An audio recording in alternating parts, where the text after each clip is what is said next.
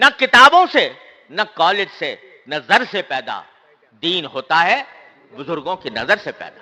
پتہ نہیں کتنے دانشور اٹھے ہیں جنہوں نے یہی نعرہ لگایا کہ حسبنا کتاب اللہ، ہمیں رجال اللہ کی ضرورت نہیں، ہم تو کتاب اللہ کے پیرو ہیں اور کتاب ہی کی کو سمجھ کر کریں گے۔ لیکن انجام کیا ہوا؟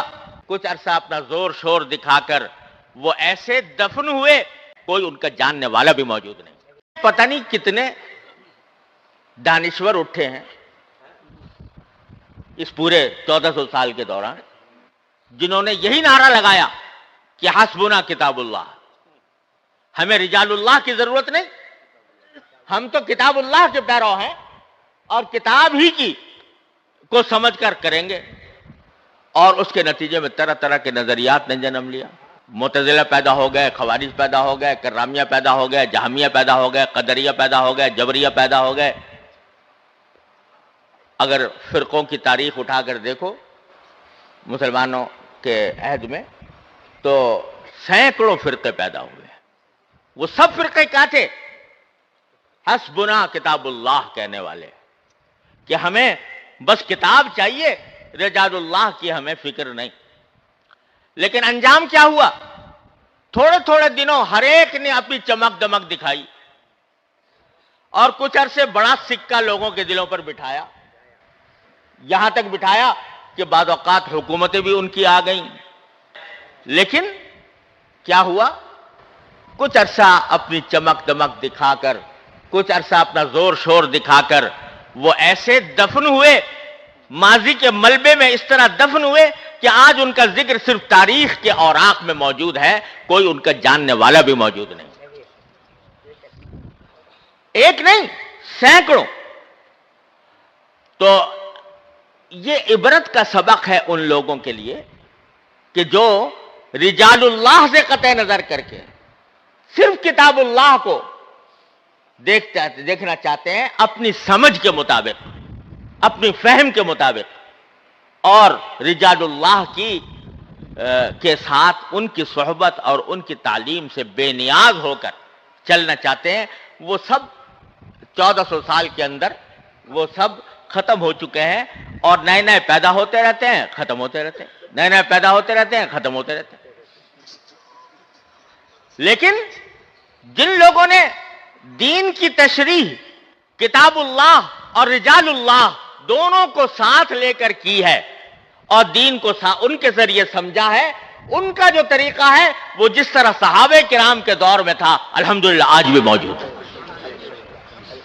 وہ ختم نہیں ہونے والا، کیونکہ یہ وہ ہے جس کو رسول کریم سرور دو عالم صلی اللہ علیہ وسلم نے فرمایا ما انا علیہ واصحابی۔ جب یہ فرمایا تھا کہ میری امت 72 فرقوں میں بٹ جائے گی، تو وہاں حضور اقدس صلی اللہ علیہ وسلم سے پوچھا گیا پھر کون سا ہوگا نجات پانے والا؟ تو آپ یہ بھی فرما سکتے تھے جو قرآن پر عمل کرنے والا ہوگا، کہہ سکتے تھے کہ نہیں؟ جو قرآن پر عمل کرنے والا ہوگا وہ ہوگا نجات یافتہ۔ آپ نے یہ نہیں فرمایا، فرمایا ما انا علیہ واصحابی، جس طریقے پر میں ہوں اور میرے صحابہ ہیں وہ ہوگا صحیح راستے کے اوپر، جس کے معنی یہ کہ جو کتاب اللہ تو ہے ہی اپنے مقام پر، لیکن کتاب اللہ کے ساتھ رجال اللہ کو لے کر جو چلے گا وہی ہوگا صحیح راستے پر اور وہ نجات پانے والا ہوگا۔ لہذا اعتدال کا راستہ جو خود سورہ فاتحہ نے بتایا وہ یہ ہے کہ کتاب اللہ اور رجال اللہ دونوں کو ساتھ لے کر چلو، دین کی فہم میں بھی اور دین پر عمل کرنے کے طریقے میں بھی۔ کورس تو لفظ ہی سکھاتے ہیں، اکبر مرحوم نے کہا کورس یعنی تعلیم کے کورس تو لفظ ہی سکھاتے ہیں، آدمی آدمی بناتے ہیں۔ نہ کتابوں سے، نہ کالج سے، نہ زر سے پیدا، دین ہوتا ہے بزرگوں کی نظر سے پیدا۔ آج کہنے والے کہتے ہیں کہ حسبنا کتاب اللہ، ہمارے پاس کتاب اللہ کی کافی ہے، ہمیں کسی اور کی ضرورت نہیں، ہم کتاب اللہ کو خود دیکھیں گے، خود سمجھیں گے اور خود دیکھ کر اور سمجھ کر جو ہمارے طریقہ سمجھ میں آئے گا اس پر چل پڑیں گے۔ یہ جو دعویٰ کیا جا رہا ہے یہ در حقیقت خود قرآن کریم کو نہ سمجھنے کا نتیجہ ہے۔ پہلی صورت میں سورہ فاتحہ میں اللہ تبارک و تعالی نے واضح طور پر بیان فرما دیا کہ صراط مستقیم وہ نہیں ہے جو تم اپنے دماغ سے، اپنی سمجھ سے، اپنی سوچ سے قرآن کو دیکھ کر سمجھو۔ صراط مستقیم وہ ہے جس پر اللہ کے منعم شدہ بندے کار بن رہے ہوں۔ اور کیا فرمایا؟ وَاتَّبِعْ سَبِيلَ مَنْ أَنَابَ إِلَيَّ، ان لوگوں کا راستہ اپناؤ، ان لوگوں کے پیچھے چلو جو مجھ سے رجوع کرنے والے ہیں۔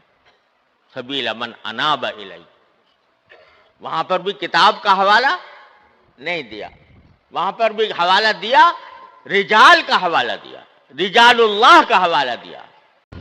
تو میں جیسے عرض کر رہا تھا، یہ نسخہ میرے لیے، آپ کے لیے، ہر شخص کے لیے ہے، چاہے وہ عالم ہو، جاہل ہو، تعلیم یافتہ ہو، تعلیم یافتہ نہ ہو، کیسا بھی انسان ہو۔ راستہ اس کا یہ ہے کہ کسی اللہ والے سے، کسی متبع سنت بزرگ سے رابطہ قائم کرے، اور رابطہ قائم کر کے اس سے اپنی اصلاح کرانے کی کوشش کرے، اسی سے تقویٰ حاصل ہوگا۔ اب یہاں ایک سوال کا اور جواب دے دوں۔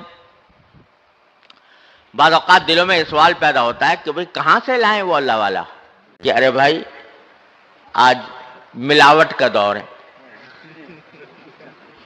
کوئی آٹا خالص نہیں ملتا، گھی خالص نہیں ملتا، تیل خالص نہیں ملتا، دودھ خالص نہیں ملتا، ملاوٹیں ہیں۔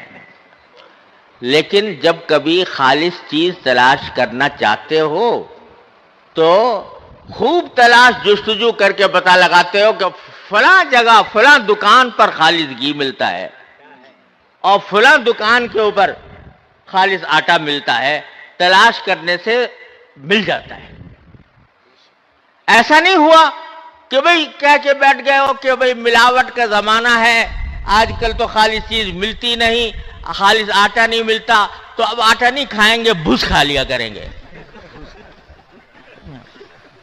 کوئی آدمی ایسا نہیں کرتا، بلکہ تلاش کرتا ہے، جستجو کرتا ہے، اللہ تبارک و تعالیٰ عطا فرما دیتے ہیں۔ تو فرماتے ہیں بھائی ایسے ہی شیخ بھی خالص نہیں ملتا، تو لیکن اگر تلاش کرنے والے کو مل جاتا ہے۔ السلام علیکم جی دوستو، آپ نے دیکھا اور سنا مفتی تقی عثمانی صاحب کو کہ وہ کیا بیان فرما رہے تھے، آپ نے بغور دیکھا اور سنا۔